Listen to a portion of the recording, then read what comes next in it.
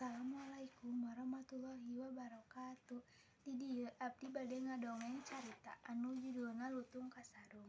Dina jaman kapungkur di teter Pasundan aya hiji karajaan anu dipimpin ku saurang raja anu wijaksana, namina nyaeta Prabu Tapak Agung. Prabu Tapak Agung ngagaduhan dua anak awewe anu geulis, namina nyaeta Purbararang sarta adina Purbasari. Dina wanci ngadeukeutan akhir hayatna, Raja Prabu Tapak Agung nunjuk Purbasari, putri bungsuna, pikeun ngagantosan jabatanna. "Abdi atos sepuh teuing, waktosna abdi turun tahta," ceuk Raja Prabu. Lamun di lain sisi Purbararang nu mangrupakeun rekana Purbasari, manehna henteu satuju. Adina diangkat ngagentikeun bapana.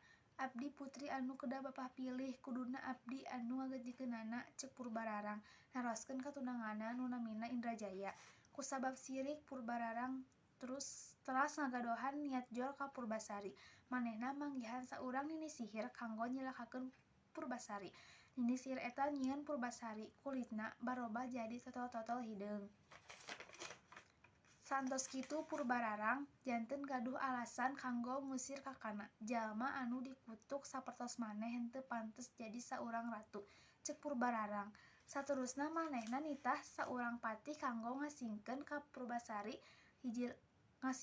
Purbasari ka hiji leuweung. Satepina di leuweung, patih eta ngarasa karunyangeun ka Purbasari sarta anjeunna manyieunkeun hiji pondok kanggo Purbasari.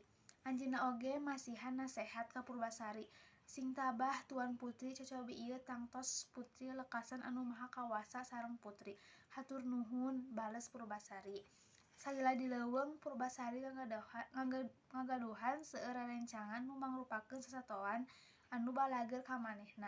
Di antara sasatoan aya hiji monyet anu buluan hideung nu misterius, namina nyaeta Lutung ka Sarung. Assalamualaikum warahmatullahi wabarakatuh.